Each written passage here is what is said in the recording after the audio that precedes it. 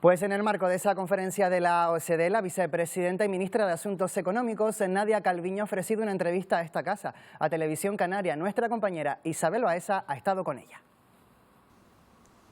Saludos, aprovechamos la presencia aquí en las islas de la vicepresidenta y ministra de Economía, Nadia Calviño, con motivo de la cumbre de la OCDE, para hablar con ella y para debatir sobre algunos de los asuntos de actualidad, especialmente de la actualidad económica.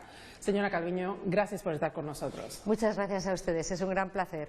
Lo primero es esa reunión, este marco de encuentro de la OCDE, que es importante, sobre todo porque es el primero que se produce, ¿no? Es la primera vez que se hace un encuentro de ministros de temas digitales de la OCDE en Europa.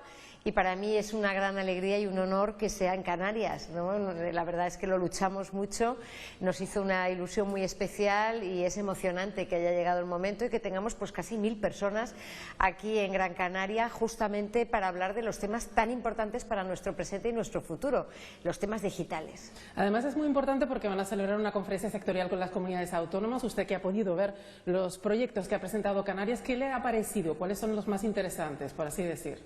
Sí, mañana vamos a celebrar una conferencia sectorial que tenemos reuniones regulares con todas las comunidades autónomas y hemos lanzado un programa que se llama RETEC justamente para los proyectos emblemáticos de las distintas comunidades autónomas para hacer redes de innovación y de transformación digital.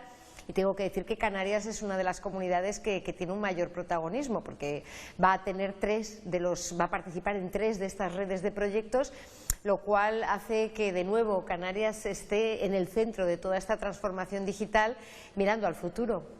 Enseguida le pregunto por más asuntos de Canarias, pero vamos con la actualidad política de esta semana. Sabe que es una semana importante para la reforma de los delitos de sedición y malversación. El jueves el Congreso ha convocado un nuevo pleno para zanjar ya la reforma de estos delitos en un ambiente que, como usted ha podido ver, enconado entre los distintos partidos políticos. ¿Qué expectativas tiene de cara al jueves de que mejore ese enconamiento entre los distintos partidos? ¿Cómo ve esa sesión? Bueno, yo he perdido un poco la esperanza de que los partidos de la oposición tengan una actitud por lo menos dialogante, ¿no?, con temas tan importantes para nuestro país, pero desde el Gobierno yo creo que tenemos 2 cosas muy claras. Una, que no se puede dar ni un paso atrás en la corrupción, en la lucha contra la corrupción, que este es un tema en el que para nosotros ha sido prioritario recuperar la confianza en las instituciones y no debemos dar ni un paso atrás. Y al mismo tiempo que no queremos volver a la realidad de 2017 y una Cataluña en conflicto, verdaderamente una Cataluña de enfrentamiento entre familias, entre amigos, en las calles. Yo creo que ha cambiado mucho la situación desde que llegamos al Gobierno. Hemos hecho un gran esfuerzo justamente por restablecer los lazos entre los catalanes y tenemos que seguir en esta misma línea de la concordia y la convivencia, haciendo país. En la actualidad económica hay una serie de asuntos pendientes de cara a final de año para cerrarlos. Una de ellas es la subida del salario mínimo interprofesional.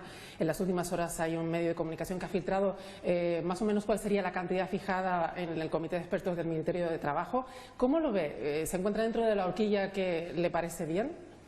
Yo creo que está claro que para el año que viene tenemos que subir el salario mínimo interprofesional, fundamentalmente porque hemos tenido y estamos teniendo un comportamiento del mercado de trabajo extraordinario. Aquí también en Canarias, ¿no?, se vive una situación verdaderamente con récords históricos en cuanto a personas ocupadas, en cuanto a personas activas, también o ocupadas o buscando empleo, mínimos históricos de desempleo juvenil. El comportamiento desde la reforma laboral está siendo extraordinario y en este contexto pues tienen que mejorar los salarios y creo que tenemos que subir el salario mínimo para el año próximo. Ahora vamos a ver cuando se presente el informe dentro de ese rango cuál es la cifra más adecuada que nos permita seguir en esta senda de crecimiento económico y creación de empleo, que es lo prioritario, claro. Otra parte muy importante es esa segunda parte de la reforma del sistema de pensiones que debería cerrarse antes de que termine el año. El ministro Escrivá se ha reunido esta semana con los agentes sociales, pero no parece haber avanzado mucho. ¿Usted cree que se va a conseguir lograr un acuerdo antes de que termine el año o van a tener que darse más tiempo de margen para poder alcanzarlo?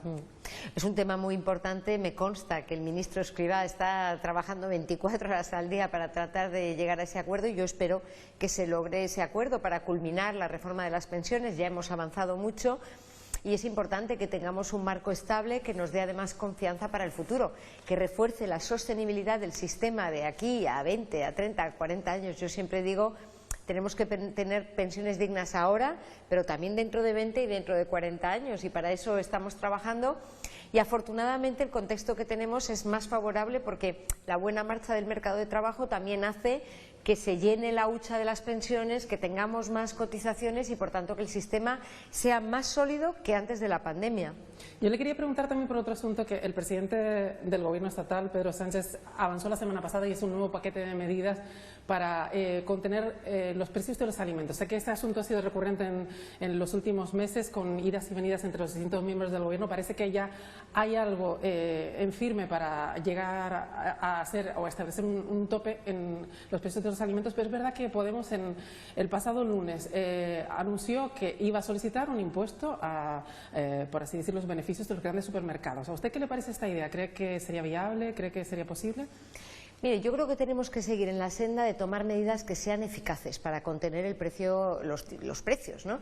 Y la verdad es que por el momento vemos que las medidas que estamos poniendo en marcha son eficaces, están teniendo un efecto, porque fíjese que la inflación ha bajado 4 puntos en 4 meses con respecto al pico que se alcanzó en julio. De hecho, España ya es el país que tiene la inflación más baja de Europa y esa es la senda en la que tenemos que seguir. Pero independientemente del nivel general de precios, lo cierto es que la subida de los precios de los alimentos afecta especialmente a las familias, sobre todo a las más vulnerables, y el presidente del Gobierno, como ha venido haciendo desde el principio, cree que tenemos que actuar con determinación para tratar de contener el alza de esos precios. Y ahora lo que estamos analizando es cuáles son los instrumentos más útiles para lograrlo. Ahora, cuando estamos hablando de contribuciones extraordinarias o gravámenes, yo creo que el sector bancario y el sector energético tienen perfiles y características muy específicas que explican por qué hemos adoptado ese gravamen sobre los beneficios extraordinarios en este contexto de alza de precios y sobre todo de alza de precios de la energía y rápida subida de los tipos de interés. Hablaba de cómo se ha moderado la inflación en los últimos meses gracias a un paquete de medidas importante y hablaba también, bueno, de ese crecimiento económico y del empleo. ¿Qué perspectivas tiene el Gobierno para los próximos meses de que siga la economía en ese sentido creciendo, ¿no? Entiendo yo que esas son las cifras que baraja el Gobierno, ¿no? Bueno, lo que estamos en un momento de mucha incertidumbre y lo que hemos estado haciendo desde que estalló la guerra, pero verdaderamente también desde que nos golpeó la pandemia, ¿no? Siempre estamos tratando de tomar medidas con agilidad, medidas eficaces y con determinación también para evitar que se produzcan los escenarios más negativos. Lo hemos hecho bien en la respuesta a la pandemia, hemos protegido la economía. Bueno, Canarias es un ejemplo claro, ¿no?, de una inversión de recursos públicos sin precedentes para proteger el empleo, para proteger el tejido productivo, las rentas de las familias. Así hemos tenido una base para una recuperación muy fuerte. El año pasado la economía creció un 5,5%. Este año nos hemos quedado cortos en nuestra previsión. Vamos a crecer casi con toda probabilidad por encima del 4,4%. Esto es un crecimiento muy fuerte. Y ahora, en la respuesta a la guerra, tenemos que seguir en la misma senda, evitando los escenarios más negativos. De momento lo estamos consiguiendo, porque frente a todos los vaticinios catastrofistas, ¿no?, que hemos venido oyendo, lo que vemos es que la economía española resiste bien. En el caso de Canarias, el sector turístico y la campaña turística está yendo muy bien y eso lo que nos da es una buena fuerza o una buena inercia, digamos, para empezar 2023. Pero bueno, hay que seguir muy alertas porque, claro, todo depende de la evolución de la guerra y son muchos los elementos de incertidumbre que todavía tenemos por delante. Son datos muy buenos. Lo que ocurre es que con la inflación o la inflación subyacente, sobre todo, que es quizás lo que más preocupa, a muchas familias le preocupa pues un poco que se produzca a medio plazo, a largo plazo, una cierta devaluación salarial. ¿El Gobierno está por recuperar el pacto de rentas? ¿Cómo ve todo esto? Bueno, yo creo que tienen que subir los salarios, tienen que mejorar los salarios porque tenemos que seguir protegiendo las rentas de las familias y no puede ser solo el sector público el que esté dando ayudas o bajando impuestos o tomando medidas, ¿no? El conjunto de la economía, con el crecimiento y con el dinamismo que está teniendo, pues tiene que poder permitir un alza salarial. Y yo confío en que haya ese acuerdo entre los agentes sociales. Desde luego, por el Gobierno no va a quedar. Nosotros estamos tratando de ayudar a que se produzca ese pacto de rentas, porque si tenemos un horizonte de la evolución de los salarios y también de los márgenes empresariales en los próximos años, pues eso da confianza a los trabajadores, a las empresas, a los inversores internacionales, a todos los ciudadanos, ¿no? Eso da confianza, da estabilidad y por eso nosotros abogamos por ese pacto que tendría que incluir la subida del salario mínimo interprofesional y un gran acuerdo salarial entre las empresas y los trabajadores, y también compromisos en cuanto a la moderación de los márgenes empresariales, para que entre todos contribuyamos a seguir teniendo un crecimiento fuerte y contener los precios. Muy rápidamente, porque me queda muy poco, pero quería preguntarle por algunas de las medidas que aprobaron para los más vulnerables y que quizás tendrán que reestudiarlas antes de que termine el año. Me refiero a la subvención de 20 céntimos por euro y litro de combustible. Usted ha mostrado partidaria de hacerla más selectiva, es decir, más a los sectores que más lo necesitan. Esto sería casi una realidad, ¿no?, a principios de año próximo. Entiendo. Bueno, estamos justo en este momento haciendo ese trabajo técnico de evaluar qué medidas deben ser extendidas, ampliadas, cuáles tienen que ser limitadas. Quizá la bonificación de los carburantes ha sido la medida más criticada o más cuestionada porque no es progresiva, claro, afecta al conjunto de la sociedad y no necesariamente va a los colectivos más vulnerables, porque por otra parte tiene un coste fiscal muy significativo y luego que no va en la dirección de la transición ecológica. Es un poco lo contrario de la medida estrella, que es el transporte público gratuito. El transporte público gratuito de cercanías es una medida que va en la dirección del transporte sostenible, que beneficia sobre todo a las clases medias, trabajadores, estudiantes, autónomos y, por tanto, es una medida que ya queremos que se quede con un carácter más estructural, ¿no? Pero estamos justo haciendo ese análisis para ver cómo podemos calibrarlas de la mejor forma posible, porque fíjese, hemos movilizado ya más de 30.000 millones de euros de dinero público para financiar todas estas medidas. Entonces tenemos que centrarnos en aquellas que tengan más impacto y sean más justas. Y antes de terminar, le quería preguntar, empezábamos por Canarias, terminamos también con Canarias, un poco por la isla de La Palma. El balance que hace de año de lo que ha invertido el gobierno estatal, es verdad que por parte de las familias hay algunas que todavía siguen demandando que lleguen algunas de las ayudas más específicas, pero es verdad que el gobierno ha invertido un plan importante de dinero en la isla de La Palma. ¿Cuáles son las perspectivas a lo largo del próximo año para esta isla, que demanda también la ayuda del gobierno estatal y de otras autoridades comunitarias y también del gobierno canario?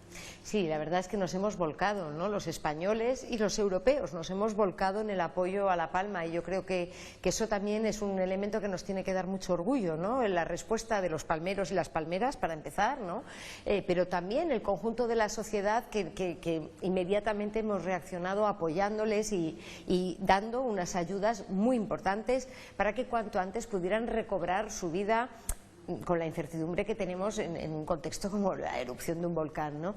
Pero más allá de la respuesta de corto plazo y esos 500 millones de euros que ya se han movilizado para apoyar la economía de La Palma y a los ciudadanos, yo creo que es muy importante también mirar al futuro, y ahí vemos todas las inversiones de los fondos europeos, del plan de recuperación, que son también muy importantes. Estamos hablando desde la conectividad digital en todo el territorio de la isla, también la conectividad del Instituto Astrofísico para poder tener también una mayor innovación y investigación científica. Todo el desarrollo de una Palma sostenible, unas islas 100% sostenibles. Esas inversiones de futuro son fundamentales para que la economía de La Palma no solo se recupere, sino que tenga una perspectiva de crecimiento y de prosperidad que mantenga la población en la isla y que les dé una perspectiva de futuro para las generaciones venideras. Muy bien, pues nos quedamos con esa reflexión a futuro para la isla de La Palma. Nadia Calviño, gracias por estar con nosotros. Muchas gracias a usted, ha sido un verdadero placer, Isabel. Igualmente. Así finalizamos las reflexiones de la vicepresidenta y ministra de Economía con nosotros, con Televisión Canaria, como saben, aprovechando su estancia en las islas para participar en la cumbre interministerial de la OCDE.